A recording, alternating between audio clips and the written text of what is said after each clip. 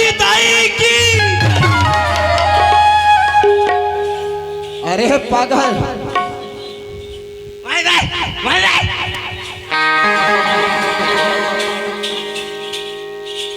मैं कितना बढ़िया राधा कृष्ण के जयकारे लगा रहे, महू राधा कृष्ण के जयकारा लगाए भैया, शंकर भगवान के जयकारे लगाए बा, महू जटा वाले नागराज के जयकारा लगाए सुनवारी, गांव के ठाकुर देवता के जयकारे लगा, गांव के ठाकुर देवता के जयकारा लगाए भैया।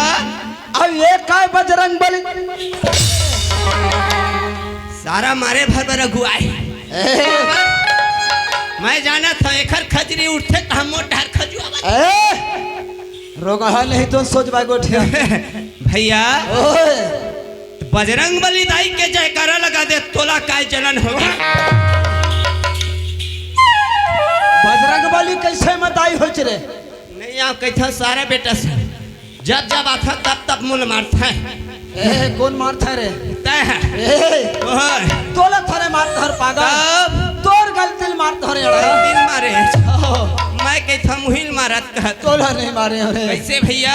बंदे राम ए बजरंग बली दाई कैसे में कथज गा भैया। हाँ हाँ आज एक बात है, हाँ सुबह कन 11 बजे आते रहे खेत ले गहूँ लू के। अच्छा हमार घर के उठनीन का थे।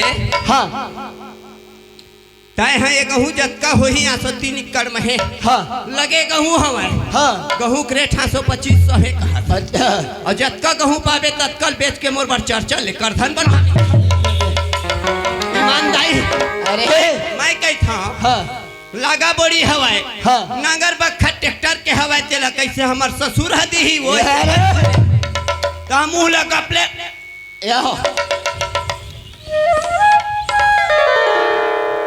मुँह फुलो दी। अच्छा मुँह फुलो तब के बेर मोर सुरता आगे काय सुरता आगे उसके बेर आए तो हमार गांव जानता बीच गली मंदिर हवाए। का चीज के? बजरंग बली के। अरे हनुमान जी के है ना?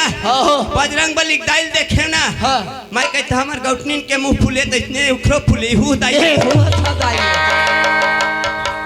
रोगा नहीं तो हाँ कैसे में दाई हो गए या हमार घर गौटनीन मुंह फूले तो इतने उखरो फूले। मैं कहता हूँ हदाइए के पाप पर 3 पैसे। अच्छा। हे बजरंग बली दाई हाँ, हाँ। हमार घर के गौटनीन कहीं मनाई के हाँ तो कैसे हो गए? तो बजरंग बली दाई के जय बोला पर बजरंग बली दाई ये तो बार मत मारे कर बार मारबे छोड़ के चलते हैं मैं के तोर मुंह कान में माछी ठंडा झूम जाए। मोर हाथ तक तो जिया था मोर नाम राशन कार्ड मोर नाम पेंशन। हां 1000 लफा तो 1000 और राशन कार्ड का चक्कर। हां हमार नाम राशन कार्ड है वो, हमार नाम जॉब कार्ड, हमार नाम आधार कार्ड, हमार नाम सेफ्टी के कार्ड। सुनना पाँव है तो पन्ही की दुकान नहीं है झूला रामला। कौन है? माँ कसम एक रिपोर्ट करबो ना हाँ। तोर पन्ही और पाँव कोनो तरी जाए तुरंत अंदर। जी अरे हां बंसी राम कैसे? त्रेता युग के बाद तेरे पागल कैसे भैया? ओह कोने जानता? बजरंग बली है। ओह भगवान राम। हाँ, हाँ। त्रेता युग के बाद भगवान राम के भगवान राम नहीं जाना। हाँ। हम बजरंग बली दाइए हाँ। मुँह फुलो तबो देखे दाई का। हाँ। हमार घर बाई का मुँह फुलो रहा हाँ। और मांग में चर्चा ले हमार नाम के सिंदूर बरसे तैसे बजरंग बली पूरा अपन शरीर भर बजरंग बली दाई। अरे वैसे ना बात थोड़े रहा कैसे? माता सीता जगत के जग जननी मातेश्वरी सीता जगदम्बा रे। वो तो सबके माता है। ओह मांग भरत रहे माता सीता है। माता सीता है। हाँ। वो के मेरा हनुमान जी आगे बजरंग बली है। टुकुर टुकुर देखत रहे और माता शीतल कथे माँ इसे कथे। तो सीता माता कथे का हो गए बेटा इसे कथे बने कथे तो दाई था ये सिंदूर ले मांग हम का बर भरत है जैसे कथे बजरंग बली दाई है। वही बात कहा थे। तब माता सीता कथे सुन बेटा बजरंग बली हनुमान जी बता ना दाई इस चुटकी भर सिंदूर भरत होते का बरे जानते का चीज बरे? ए मोर पति ए मोर स्वामी के अवरदा बाढ़ी ऐसे की ऐसे प्रभु श्री रामचंद्र के वरदा बाढ़ी के भरत नहीं माता सीता हनुमान जी बने के है भैया। तब हनुमान जी सोची चुटकी भर सिंदूर मांग में लगाए से मोर भगवान मोर परमात्मा के उम्र बढ़ी उम्र बढ़ी तो मैं अपन पूरा शरीर भर लगा ला वैसा कह के लगाई सर हे भगवान खल मोल माई ये जो न दे दे रही तेन बने रही से जतका बेर क्या है ततका बेर के घर के गोसैया कसमारा खड़ा मैं माई लोग रहते बने रहे ईमान। हाँ मैं ये लोग बने रहते बने रहे तना तो तोला माई लोग अतेक मन एक शौक है। हाँ मैं ये लोग बन जाते भगवान सरकार बरोबर हमार हवाई सरकार है भगवान बरोबर। अच्छा हर महीना में 1000 रुपया के है नहीं लगा 4 तारीख के खट ले डला देते तो माई लोग बने तोला अतेक शौक है। मैं ये लोग बन जाबो तो ले अच्छा है। अच्छा हम जे घर पर जाबो तेन हाँ हमार जय जयकार करी कबर कैसे माई लोग तोर बने कतेक शौक। हाँ माई लोग बन जाबो चल ठीक है ताई माई लोग बने शौक है बन गए। माई लोग बन गए ना ताई मोर यहाँ गोसैया बन गए। चल कोनो बात नहीं है कल युग के बातें है। हाँ अगर घर ला कहूं लिपना पड़ गए तो कैसे लिपे। हाँ लिपेल पर गोत का कन हम ढेरिया बो घर लिपेल पर के काय कर बजान था 100 रुपया के निर्मला अच्छा 3 किलो वाले 100 रुपया 3 किलो निर्मा और फोकट में एक टसलो देते फोकट में टसला लाबो टसला ला और 2 चरू पानी रिको देबो तसला मरे टसला में। हाँ। अब आजकल कोखरो कोठा में गोबर पर जाए नहीं लगता काबर गली गली में लक्ष्मी मैया घूमत रही थे ओखर कोनो दाई दादा नहीं है। लक्ष्मी मैया में जाबो हाँ। हे लक्ष्मी मैया तो पर पूछी टांग के एक चोता गोबर दे दे फट ले चल गोबर दे दे एक चोता गोबर दे हाँ। घर के ले आप गोबर ला घर में वाह वाह घर में ला के टसलम डाल देबो। हाँ हमारे घर को तीन डाल से देखे हैं अच्छा देखे हस टसलम डाल के तहाँ बोला ना ऐसे हाँ। चिपलिंग चिपलिंग चिपलिंग चिपलिंग रमन थे ओला घोर थेर पागल ओसना नहीं बजाए तो मैं कहा जाना बोला चिपलिंग चिपलिंग काय बार रमन था जो के है ना तो चिपलिंग चिपलिंग रमन बेत गोबर है घूर के पानी में कहा था चल तसलक पानी में गोबर घूर के हाँ। अब ये दे धरे थे भैया फरिया अरे फरिया नो हर पागल हो लिपनी कथे वाला ऐसे हाँ हाँ दत के बार धर रही थे वो मैं से डार देते हाँ और डार के तहाँ चालू कर देते कैसे अरे का तेला चढ़ी गए का तेला चढ़ी गए ओ हर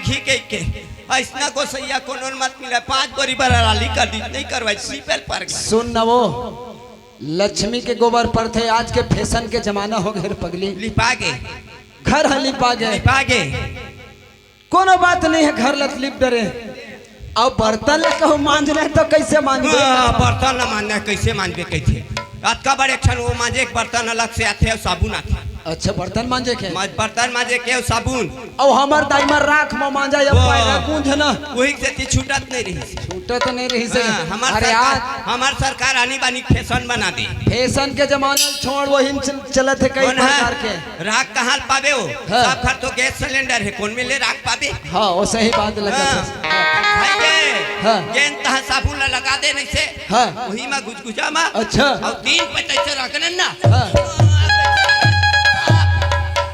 गरम के पानी में बोर के निकाल दे नुहिम तय नहा ले निर्मा पानी है वो चल ठीक है बर्तन हम जागे और तो खानल कहूँ बनाल परित कैसे बनाबे खानल बनाल परित कैसे बनाबे कभू तो पानी भरत नहीं देखे वो चिंता मत कर आजकल गैस आगे है कैसे गैस आगे है भाई गैस का लाइटर आगे है हाँ वो दीक बटल ऊपर चढ़ाए फड़ी वाले गैस के ला अच्छा वे दीक करिया बटल सोची में रखे टच ले मारे लाइटर भंग ले जर गैस जल गए गैस जल गए वाह वाह गैस जली तहाँ वो अंधना दे दे हाँ चाउर के धोवत ले अंधना आगे डबल के न धुआ है हाँ वो हमार जोड़ी भर तो हमार लोग लड़का नहीं है वो ठगड़ी तोला का है वो तोला में 10 बार कहे ना हाँ और कहो मान ले पसुआ भात नहीं आई अच्छा तो जोआ भात रान देबो हाँ 1 गिलास चाउर में 2 गिलास पानी अच्छा जोआ भात चूरी तहाँ भंगरू हो जाते जान डरे उतार मतलब छोटे छोटे में छेद पड़ जाते भात चूर के भात है चूर गे पताल मिर्चा चटनी पीस दे हम ले जोड़ी खा ले धनिया डाल दे हम बने हाँ, खाए तहनागा ढर रेंग देता है।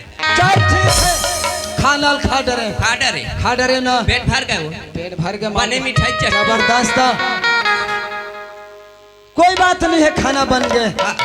अब कहू नांगर बखर के दिन चलत है अभी गन्ना उन्ना मतलब गुरेरे काम चलत है चला थे छोले ओला छोले काम चलत है चला थे वो जोड़ी कहूँ लुई चलत है चला जावर जोड़ी अगर कहूँ मैं खेत फार ले थके मांदे कहूँ आगे वो आगे अरे कहूँ हाथ गोड़ला मिसल पर गए कैसे मिस हाथ गोला मिसल पर गए कैसे मिस पे कैसे बैठ वैष्णव लमा गोला हाथ गोला मिसल पर गए हाँ तेल ले आए काक तेले वो काक तेल के था हमार जमाना में अंडी तेल चला दोकरी दाई मन के हाँ अंडी तेल ला चुपर दे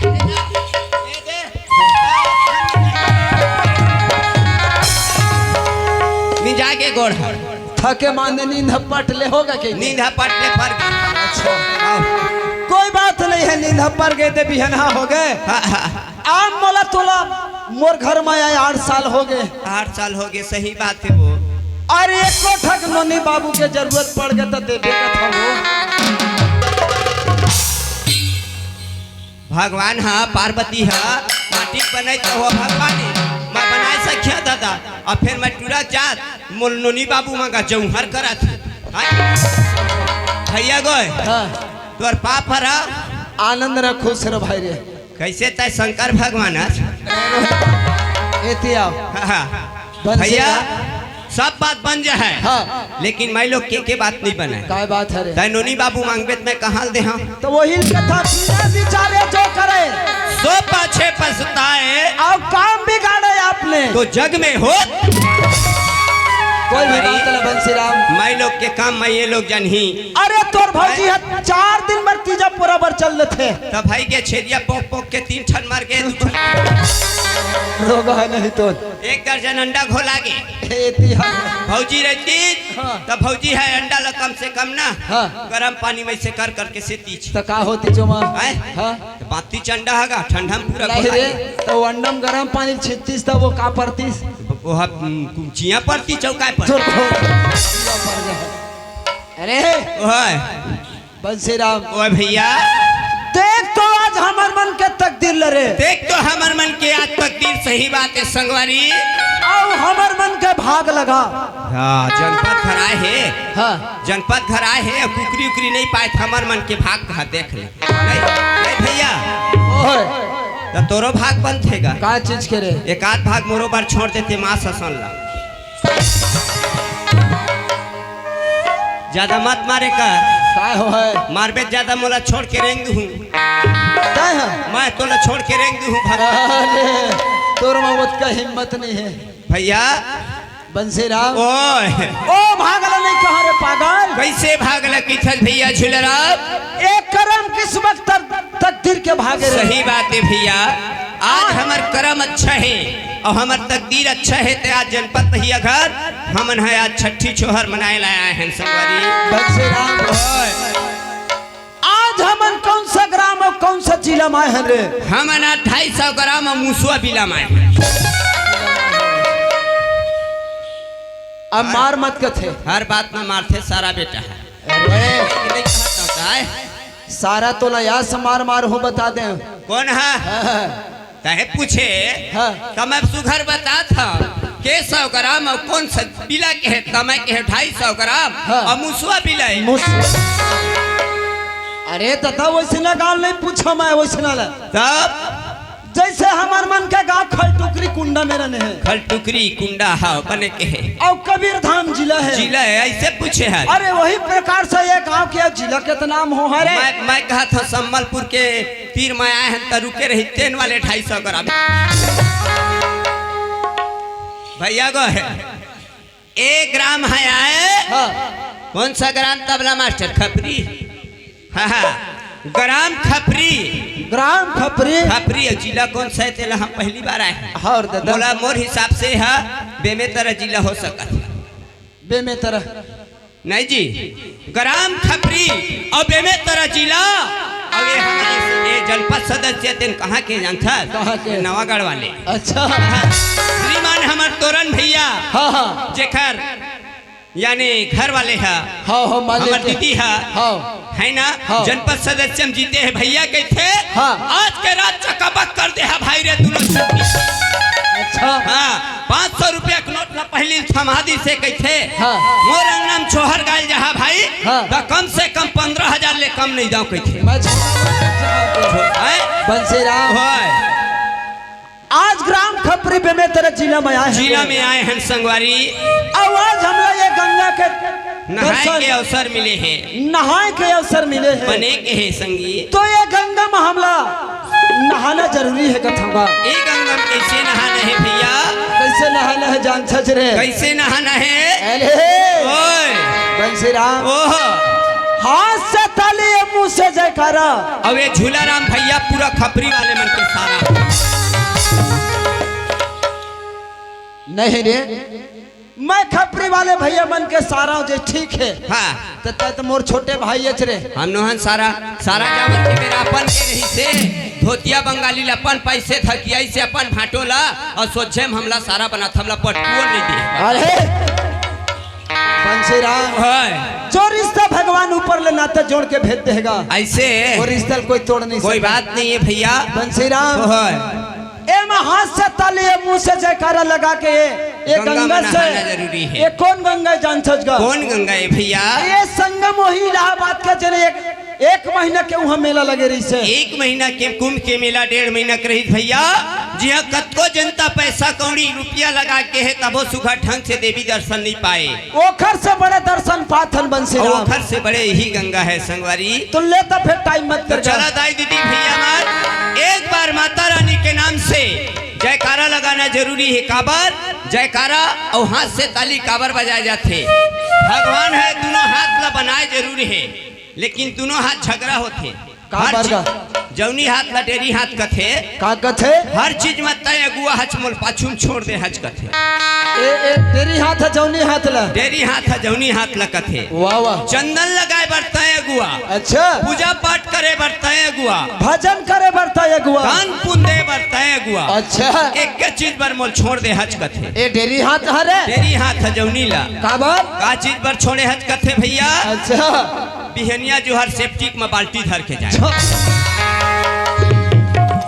अरे कर्म प्रधान विश्व करी रखा और जो जस करने तास फल भैया जैसे ये कर्म करे बंसी राम तब जौनी हाथ डेरी हाथ लगथे का कथे भैया हर काम तोर बिना मोर हो सकत है हाँ हाँ लेकिन असली काम तोर बिना मोर नहीं हो सके का असली काम डेरी हाथ भी नहीं अटकेगा अटक के है तभेद कथे का कथे जिन दिन भगवान के जयकारा लगा के ताली बजाओ हाँ, हाँ। वो दिन अकेला नहीं बजा सको भैया वो दिन तही संग मरीबे तभे मैं पार लगू कर वाजिब है तो ये हाथ ऐसे बने हैं हाँ। भगवान के नाम पर बिल्कुल नहीं ठहरियाना चाहिए वही दिन भर तरही है कहा था तरही कहते चला दाई दीदी हुआ चला एक बार प्रेम से एक बार सबो जनता शंकर भगवान की हरि हरि बोलिए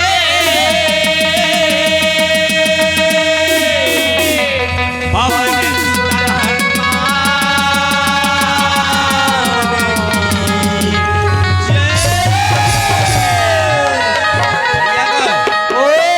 का मजा आ गया नहीं मजा कमाया थे जानथस सारा बेटा चंदुआ पाठ डरिच माँ कसम तब पचरी चमौत के चमत घटौंदा बने हैं जैसे जैसे पानी उतरत जाते वैसे वैसे उतरत जाते उतरत जाते सही बात है बंसी राम ओए मजा कमाया थे जानथस कामाया थे और कमाया ऐसे मोला पनीर और मटर खाए हैं जोरदार लगी भैया पूरी सब्जी खाए हैं 4 ठन ले हाँ 2 पैन 3 पैन पनीर ले हाँ और कोहड़ा और रमकेरिया खाए बड़ा हैं मीठ रही से रमकेरिया खट्टा रही ओ में मजा आया थे ऐसे और भगवान के नाम में काया थे जानथस काय थे बड़े भैया ये आत्मा ला शांत मिलथेगा ये आत्मा तर्ज थे भगवान के नाम से आनंद आते संगवारी आनंद आते रे तो चल आगे बढ़बो काबर गोठिया बहुत गोठिया तेरे जाओ गोठिया तेरे लो। ले चालू मतलब चालू बिंगो मास्टर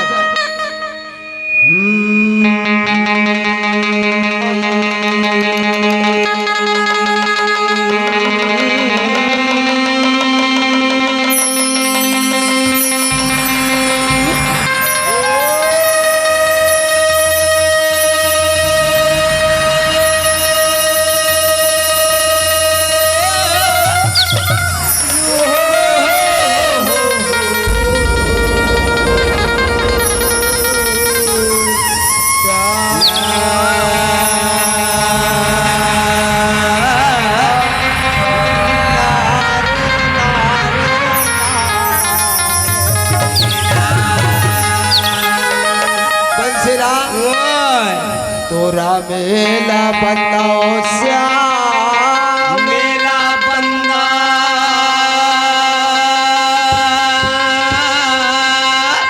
औ बंदाओ भारत भाईला सब ले जादा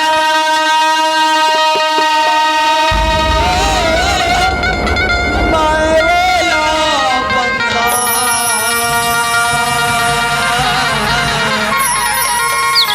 मोरे जनम देवैया बंसरा ओढ़िया झुलरा तो जब तलक है जिंदगी तो जब तलक है जिंदगी आज फुर्सत ना मिले काम से कुछ समय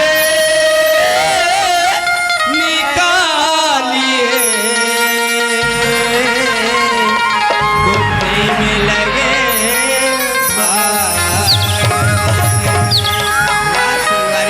बंसराम तो जल से पतला कौन है आज कौन भूमि से भारी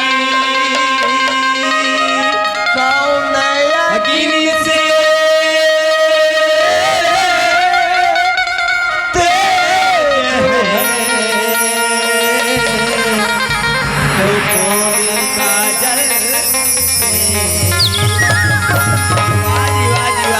बंसरा तो जल से पतला ज्ञान है अरे पाप भूमि से भारी क्रोध अग्नि से तेज है आज गलत काजल से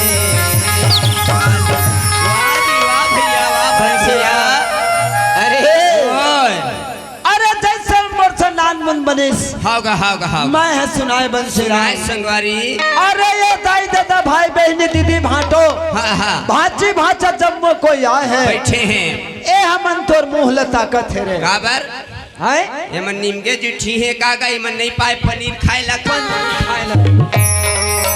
अरे रोगहा नहीं तो हाँ ए पनीर और जलेबी खाए बर तोर मुंह ल नहीं ताकत